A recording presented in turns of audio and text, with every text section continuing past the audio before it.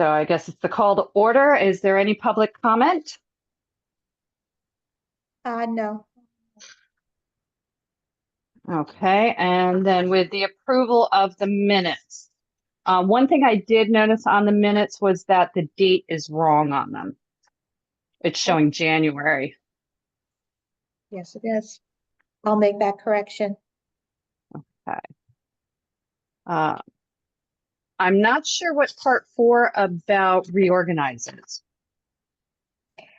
Can we go back to the minutes and Sure. approve those? Sorry, I'm still a little off here. Okay, so I guess we need to make a movement to approve the minutes.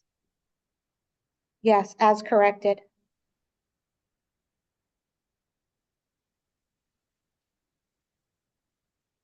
I'll approve. Okay, thank you. And we need a second or? We do. I approve.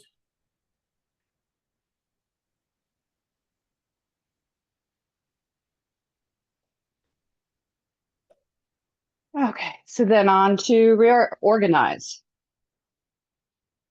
So that is to either reappoint you, Anna, as chair or to choose a new chair.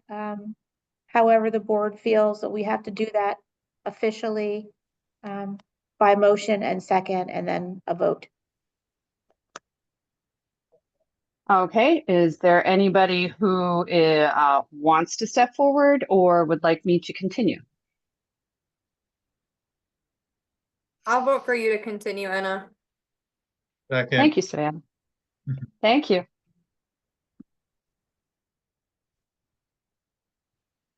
And You then can continue. I'm sorry, what was that? You may continue. Okay, so anything more with reorganize? Just do a formal vote for me quick. All those in favor? Aye. Aye. Aye. Aye. Anybody against?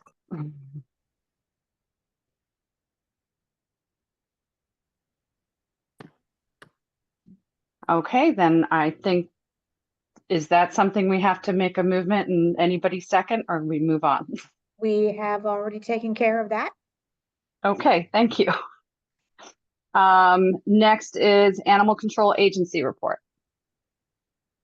All right, I will go through what I have here for this. I do want to just preface this by saying that in September, we transitioned to a new software in our shelter, meaning any time frame after September, getting year-to-date data, and pulling it from 2 different reports, and we're still digging through making edits to our reports in the new system. So some of this might look a little different than what I normally am able to provide.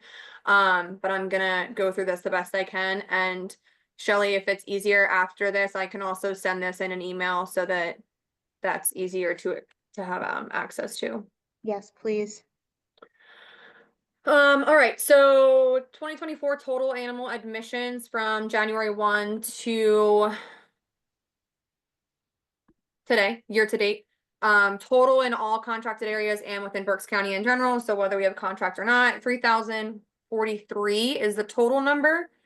And then animals coming from the city of Ready alone, 1,481.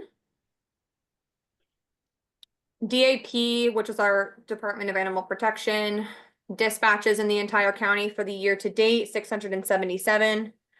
When I went to break down Reading City, this is where a couple of the things we weren't able to get access to yet. So I'm gonna send this as it is, but after Amar and I are able to dig deeper into our new software, I might be able to get more numbers. So Reading City dispatches, the total from January 1 to September 16th, which is the date of our software change, 326 total dispatches.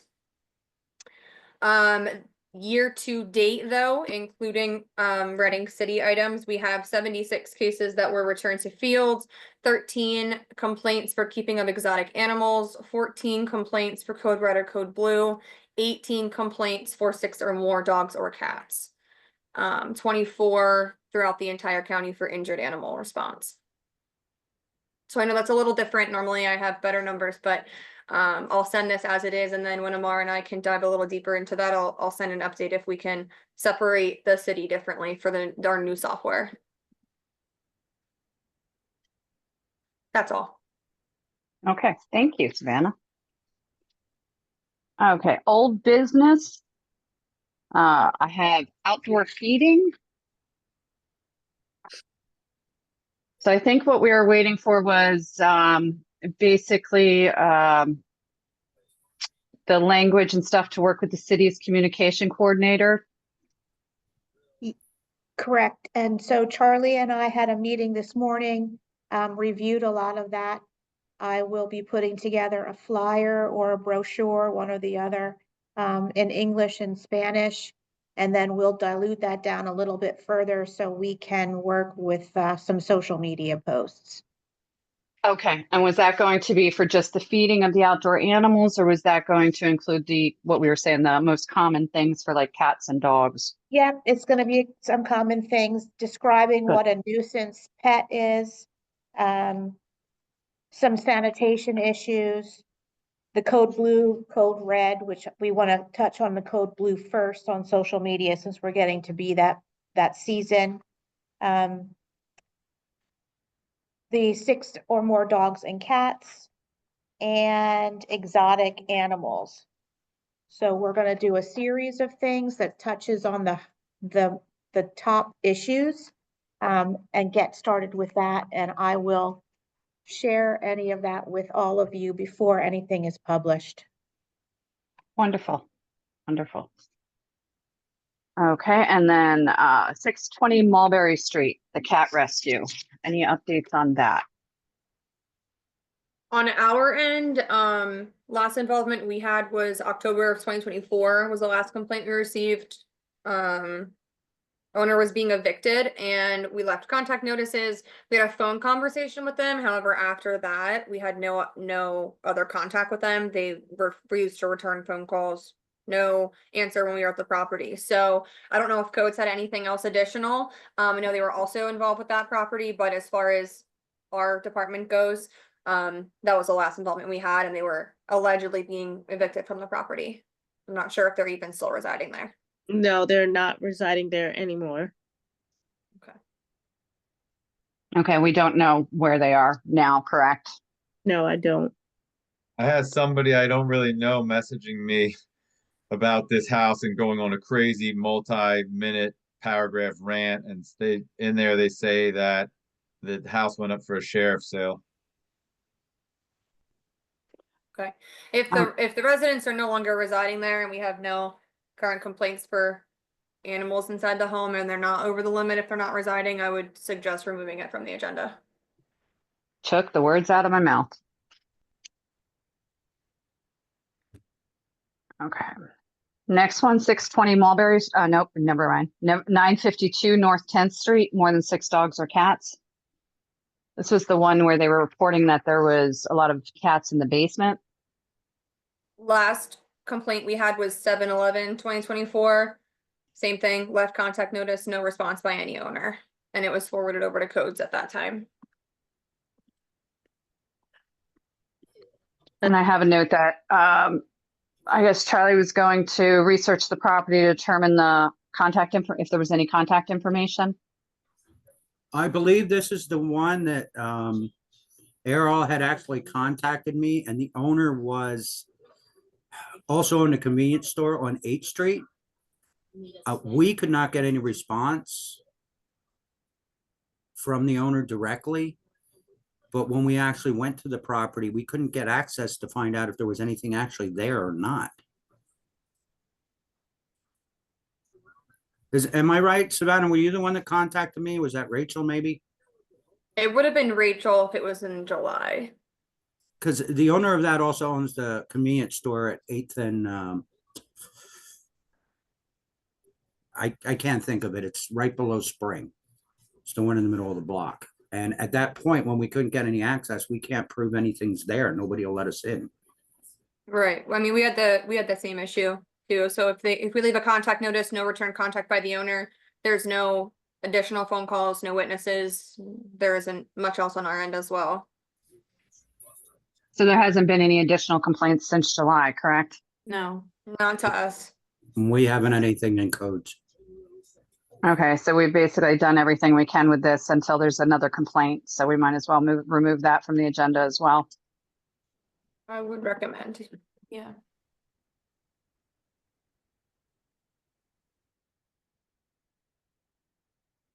Okay, now the next one is the 1505 North 12th Street.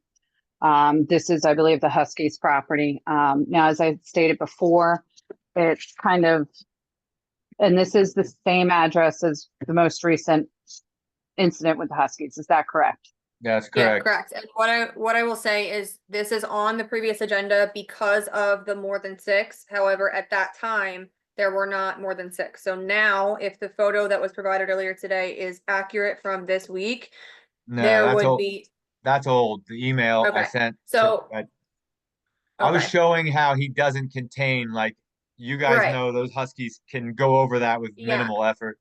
no, I He just understand.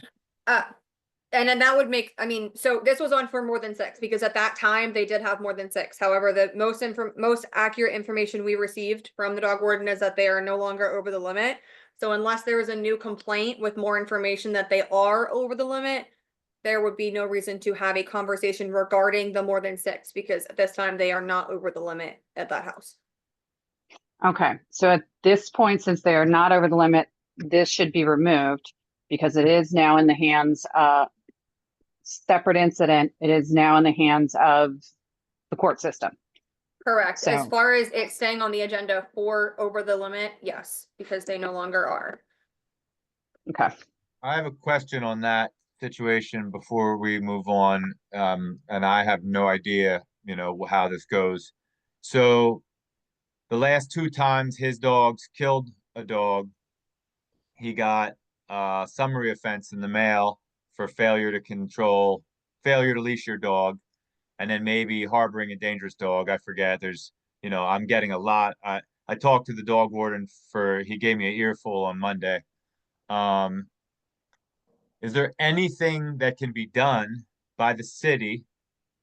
Is there anything we can propose for something to be done prior to this going through the courts? He's probably going to get another ticket in the mail. Well, at this point, it's the dangerous dog is gonna supersede anything from the city. So filing for the dangerous dog last year, he was found guilty for that. So charged for 2 dogs. They're no longer in the state. They were moved out to a different state. Right.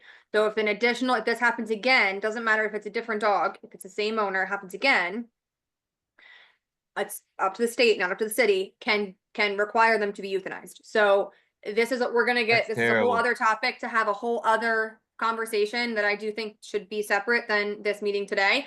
But I understand what you're saying. To your point, the dog warden filing under Title III is going to supersede anything that we can do in the city. If he's found guilty for the confinement and control under summary, if that happens again, it's a misdemeanor. So it's not just getting a citation in the mail and paying a fine. He still has to go to court and he can still be found guilty. If that happens again, it will continue to increase. So it's not nothing. I understand that's not what everybody wants to see. It's not nothing. But there's a lot more that goes into this topic and this property in this case. So as far as for the purpose of it and this specifically for the over the limit, I would suggest we remove it from the agenda. However, Right. John, I'm more than happy to talk with you further outside of the board, to That's try fine. to That's fine. stay on track. I just kind of want to get a grasp of what authority the city has and what we could bring to city council for something more immediate to happen. That man should never have a dog ever again. Which, John, That's- what I'll say to this is I did not get to add yet. I was going to add it into the other items and stuff, is we will be having meetings in the coming year and stuff to basically amend the wording in our codes so that they better align with current dog law. But as far as the way our codes and way everything is written right now, we have done everything within our power.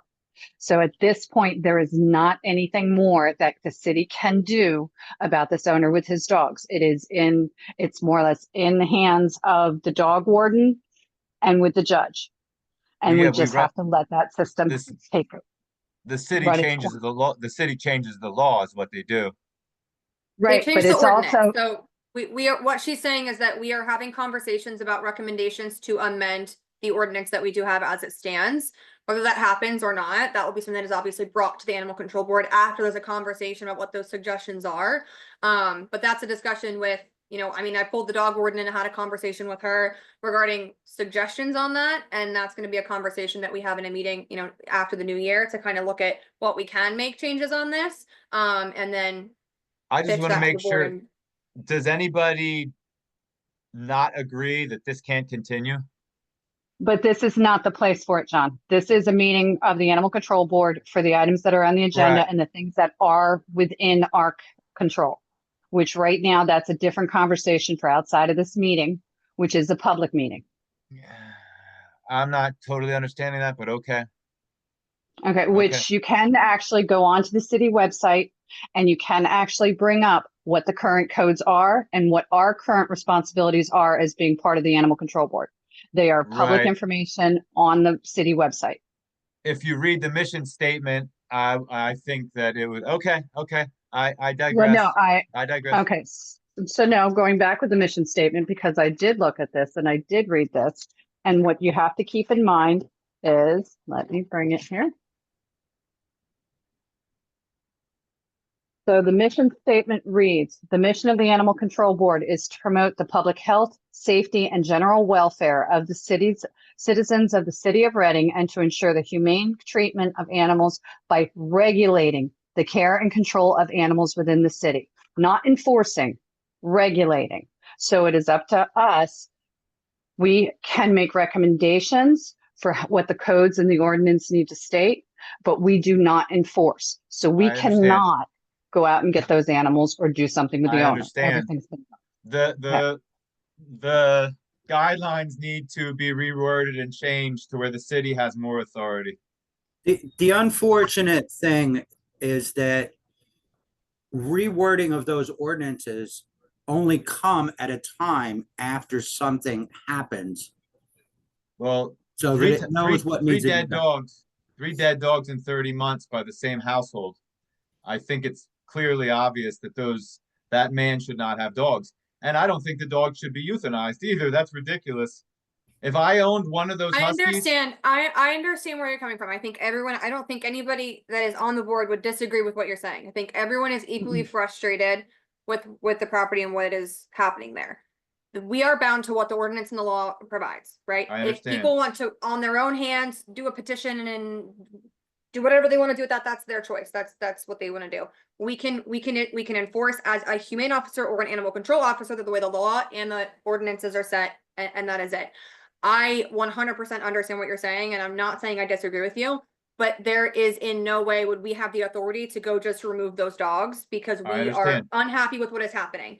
I Currently, get it, I really do, but that is not something that, and we should not have that power, to be completely honest. That is up for a judge after charges are filed, and which is happening. So right.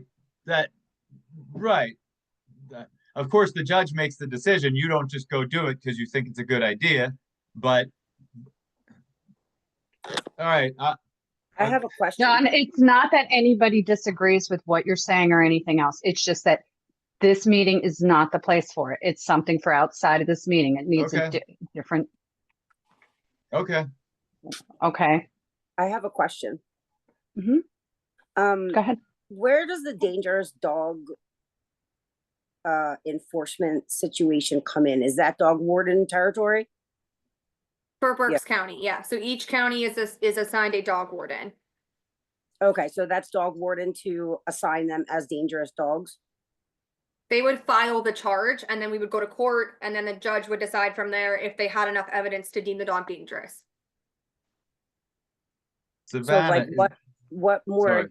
more like evidence would they require? So I'm not- those charges have been filed. So once Oh. it goes to court, there will be a ruling on if they are deemed dangerous at that time. So it's Okay. been filed. Okay. It's just up to a judge at this point to determine if they agree. Okay, thank you. Is it Yeah. the household or trying to name a particular dog? It's both. I mean, yes, you can't just charge an owner for harboring a dangerous dog and not be able to tell me which dog it is. Because if the requirement is the dog needs to be euthanized, you can't tell me which dog that is. There's requirements by law. If a dog is deemed dangerous, you have to follow a long list of things. So if you can't tell me which dog that is, I can't tell the owner, these are your requirements. Does that make sense? Right. Does the dog have to have more than one offense? Because you can't identify these dogs differently and nobody knows. The dogs that were charged last year were identifiable. So we know the dogs okay. that were charged last year, they are no longer in the home and they haven't been in a home for a few weeks. So moving forward, if there's any other instances, it will not be the same dogs that were charged last year. Right. So these 2 dogs from Saturday that killed the Chihuahua, they, if they're not identifiable in the household, how does that go? Because he has 5 yet, I think. Correct. So in order for them to file for those specific dogs, we'd have to be able to say to the dog warden, this dog was wearing a collar that said Harper, or Right. the owner said, my Right. dog XYZ did this. I hate the dogs to even be involved. It's not the dogs, and you guys know that, but okay, thank you. Okay, so moving on to new business. 2311 River Road, chickens. Every time we have Um, gone to that property, I have not seen any chickens. I think I went to that property 4 times thus far. And I have not seen any in sight. We got out the car, we walked around. I didn't see any chickens. So I was there in September. The owner did have 2 chickens and he had a coop in his backyard. He did pass an inspection at that point. He had appropriate shelter. His chickens were healthy. Everything was clean. And he has a pretty big yard. So he was provided a permit. I'm not sure if he submitted his permit or not, but he did pass an inspection on our end. So he was just advised at that point he needed to submit a permit for his 2 chickens. Our problem is when we go out to the properties to look for the chickens, I don't know if you guys actually walk on the properties. We're not permitted to walk on anyone's property, which makes it very hard to see some things Yeah. on some of these properties. Yeah, so I talked to him and he let me into his backyard and showed me his chickens, showed me his coop. He was very cooperative. He was very nice. It was just the 2. I don't believe he wanted to have any more than that at that point. So, he just had the 2 chickens. He said he was using them for eggs. And he passed an inspection on our end. So I gave him a permit paper at that point. So do you knock on the doors? So I drove around out back because usually I like to look first as well before I make contact. And when I drove around out back, he was actually mowing his lawn. So I kind of called out for him and he came over and I said, hey, I got a call about some chickens. And he was like, oh yeah, I have chickens. And I was like, oh, you're not supposed to have those. And he had no idea. And he let me come and see them. And I told him he needed to apply for a permit and he was very understanding. There was a little bit of a language barrier. He did speak Spanish. He understood for the most part, I think, the conversation we had. He took the permit paper. He seemed to understand what he needed to do. But I don't know if he actually submitted it or not. So there might have been some confusion with our discussion. But he did pass an inspection. So We have not received a permit application as far as I know. No. okay. I will also add, we have not received any other calls since the 25th of September. Yeah. And I think Michelle had put up the reminder about needing zoning permission as well before going through and doing the permit process. So, okay. Okay, so that's still on the books then. All right. 2316 Berkeley Road, rooster and chickens. Yes, so we just went there yesterday. We had gone there previously, did an inspection. The girl who had gone was newer in the department and she wasn't entirely sure if she felt it passed or not. So before this meeting, I made a point to go back there tomorrow just to double check it.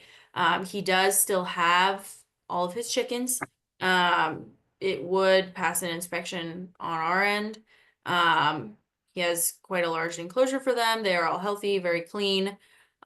He did have 1 rooster. We told him the rooster could not stay. The rooster needed to go. He said he had a friend who would take it from him. We said that was fine as long as he got rid of the rooster. He passed an inspection on our end. And he was also provided a permit paper yesterday. A second one. I believe he was given one a few months ago and didn't do it. Hmm. Yeah. So I rechecked it. It still was passed an inspection as far as it goes on our end. And he was given a new permit. I mean, we know as far as the city end goes, under zoning, chickens are not allowed. It's an automatic no. Oh. They can get zoning hearing board approval if they want to go through the process and pay the $1,200, but it's an automatic no on our end for chickens anywhere within the city. Gotcha. Thank you. I mean, I don't know if we want to, I mean, this one was just yesterday. So if this person chooses to do that and go through all that, Godspeed. If they don't, we can do a recheck maybe in a week, give them some time to try that process, even though it's going to be a no. And then revisit and say, hey, did you reach out? If not, rehome. Well, there has been some that have been approved, but it's had to go through the whole process. Now, Right. one thing to keep in mind that if you find chickens or we find chickens on a property and we tell them what the process is, once the process starts and they apply to the zoning hearing board, all enforcement stops until the hearing board says yes or no. That's something good to tell them so they, just so they know the process. Yeah. That is good to know. Thanks, Charlie. Yeah. All right, 404 Rare Street, more than 6 dogs and cats. I spoke to the owner of that property and the tenant was evicted from there. He was trying to find out where they moved to. He said somewhere on 13th Street, but didn't know the exact address. But they no longer live at 404 Rare. Do you know Go how ahead. long ago that was? Yeah, I sent the email. I think I sent it to Michelle. But maybe like 3 months. Okay. It was about 3 or 4 weeks after the initial complaints came in. Mhm. Okay. I found the owner and I contacted him and we kept in contact. He was trying to find out their new location. He just knew it was on 13th Street. Okay. All right, so is that one that we should remove and wait and see if we get another complaint for 13th Street? I would. We haven't gotten anything else on our end since August. All right, expiring permits. Oh, is there any more new business than what's on here? Not for us. I had some contact with Lisa Poper at Safety Net Sanctuary, who has some concerns about the amount of dogs getting hit by cars in the city of Reading, assumingly because they're running around loose. I don't know what could be done about that other than enforcing more the Leash laws. the leash laws and the licensing laws. Yeah, the issue with that, I mean, anytime we get a confinement and control call and we know where the owners are, we go. The trouble we're running into is that these dogs are running loose and no one knows where they're coming from. So I can't go talk to the owners and say, hey, stop doing that, because I have no idea who the owners are. So anytime these people call, we advise them, if you can get this dog on your porch or in your yard or something, call us, we will come and get it. But it seems a lot of them don't like to approach these people and nobody knows who the owners are and they're just running loose through the city all the time. There's There is a dogs- lot that walk off leash. I mean, there's like when my husband's walking our dog and stuff like that, there is just an amazing amount of people Yeah. that are walking Same their here. dogs off leash. It's not just one dog either. It's like 3 or 4 dogs. And I mean, my own dog has gotten attacked by a little dog more than once. A lot of And dogs are it's- just let out to go to the bathroom and then they whistle or whatever and they open their kitchen door a half hour later. A crazy amount. I can't believe people are like their dogs are Yeah. crossing like 13th Street and going to the bathroom for a half an hour with rush hour traffic and somehow makes it back alive most of the time. My biggest Yeah. recommendation when speaking with the community about this is to remind people that they need to report it. They need to have information to report, and they need to testify on what they're reporting. So we file confinement and control citations frequently. We issue mandatory corrections. We issue warnings when they go home, if they were brought into the shelter and reclaimed. I mean, we do all the things that are possible to be done. However, to Rachel's point, if we don't know where these animals reside, it definitely makes it a little more complicated because we have no idea who we're, going to talk to. Sometimes we know who they are, but the person who's allegedly witnessing the dog at large is not willing to testify. So unless there's somebody willing to testify, they saw this dog running down the street yesterday at 4 p.m., we cannot file a confinement and control citation on it. So the biggest thing, if you're speaking with the community or people are, frustrated about this, because it is a big problem, is that those are the two biggest things that we need help with to be able to enforce it.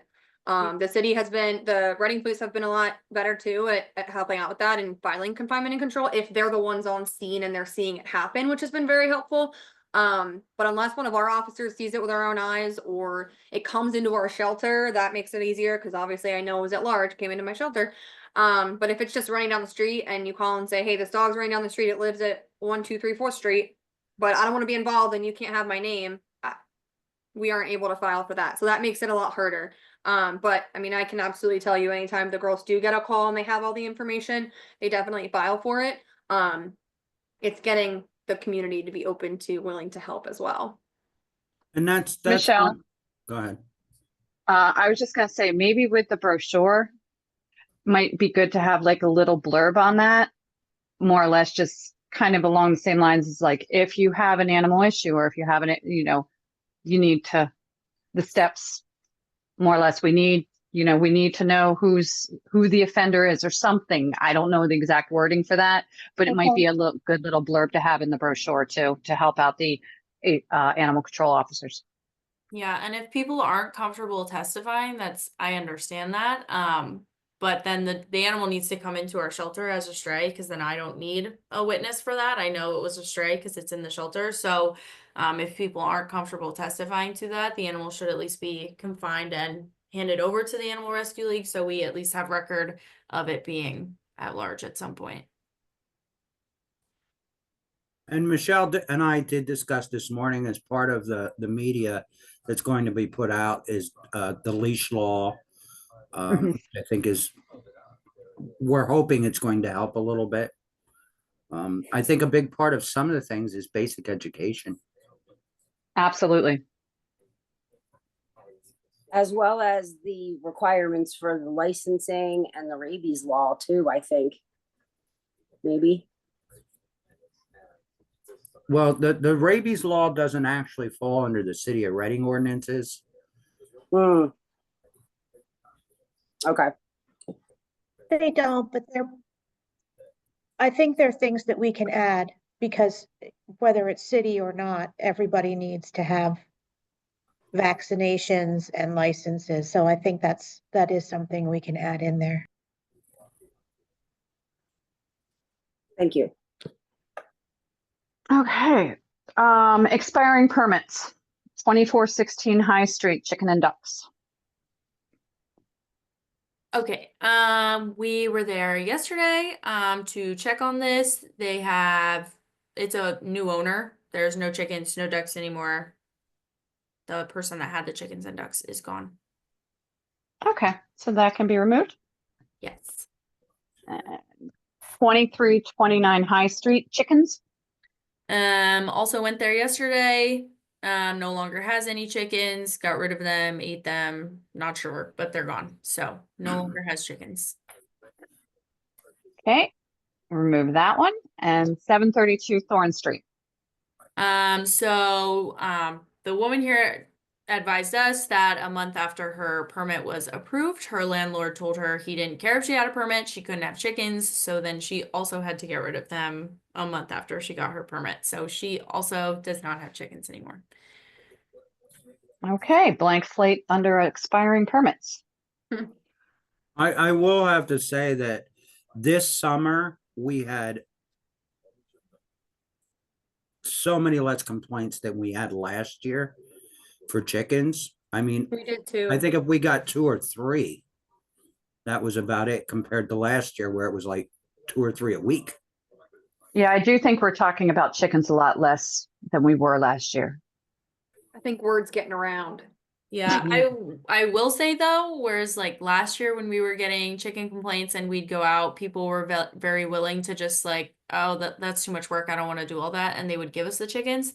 This year, I'm finding the people that have them do not want to give me their chickens and just want to go through this whole process. So there is that. Because before people would usually just give them to us, whereas now I rarely ever come back with a chicken. So Well, we don't have anything in the pipeline right now as far as anybody seeking approval. Well, I can tell you, I found what twice doing a home inspection. They had them in the basement, and yeah. I had to tell them to get them out.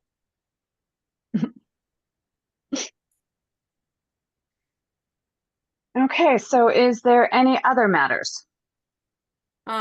Just since we're on the topic of chickens, we did get a call today for 218 South 13th Street.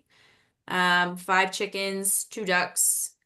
They did give us their rooster, but again, would not give us their chickens and ducks. So they do still have chickens and ducks there. They were given a permit application.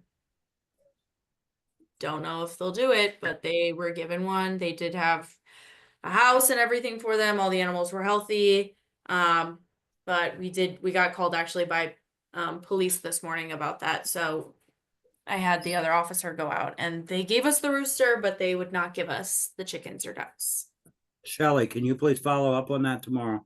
Yes, sir. When you say any other matters in general, like at all?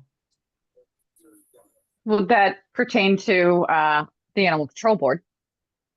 Yeah, do you guys hear anything besides, Rachel, I think I talked to you on the phone a couple weeks ago. Anything on 1515 Mulberry? I mean, I haven't received any further complaints about it. But I mean, the complaint I received from you was similar to ones I've received in the past. I think we've received calls similar to that years prior. And every time we go, she is there with her dogs and they are healthy. Okay. So, but since then I haven't gotten anything, no. Okay. There's someone called me from out of state that inquired about told a friend about the situation, older couple. They called me. She said the electric meter wasn't running. She works for like a mortgage company. She said the house is going up for foreclosure. There's no electric and there's a dog barking in the basement and the basement windows are broken out.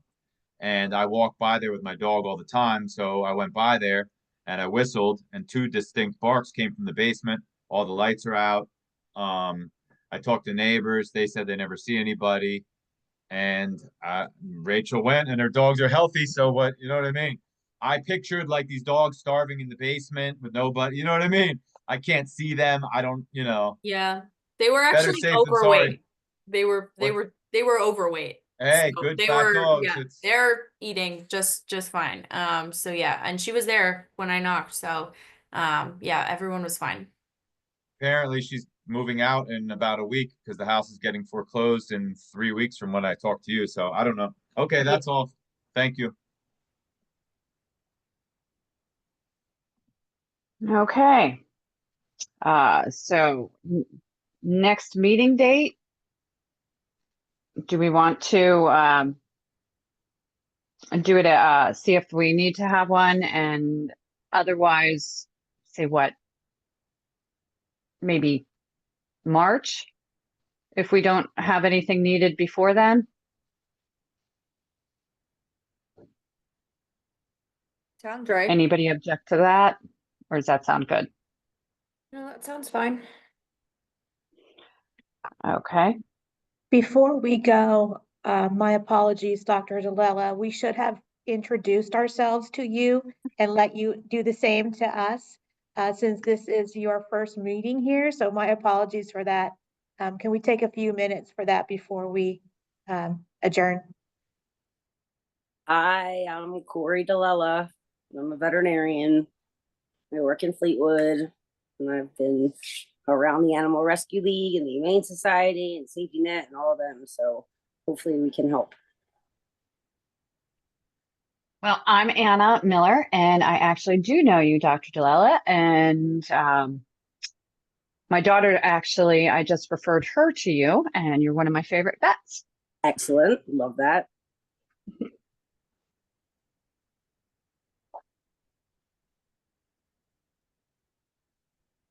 Well, I'll go. I'm Charlie Reed. I work for the city of Reading in the property maintenance department. I'm a supervisor. I supervise the health inspectors. I'm generally the one or one of my inspectors that deals with the Animal Rescue League when there's problems. Okay. Hi, I'm Shelley. I work for property maintenance. I'm the health inspector for the city of Reading. Nice to meet you. Nice to meet you. Hi, Corey. I'm John Octor. I'm just an animal lover in Northeast Reading. Okay. I volunteer with Burke's Dog Search, but it drives me up a wall. I have a microchip scanner if you ever need one. So do I. As do I. I'm Rachel Harnish. I am one of the humane police officers here at the Animal Rescue League. Hi. I'm Savannah. I'm the shelter manager at the Animal Rescue League and also a humane police officer. And I'm Amara Cordero. I'm the shelter director at the Animal Rescue League. Okay. Thank you. I think that leaves me. I'm sorry, my camera is not working for whatever reason. But my name is Igor Litvinov. I'm with City Solicitor's Office. I usually stay quiet and let you guys do your job. Thank you. Very Thank good. you for Thank you doing very that, much. Shelley, because I never got that introduction, and that's the first time I have actually heard what people do. So, Neither thank did you. I. I didn't get it either. Okay, so we'll leave it as polling in March for next meeting, and unless we have a reason to have one sooner. And if there's nothing else, do we have a motion to adjourn? Yes. Yes. Second.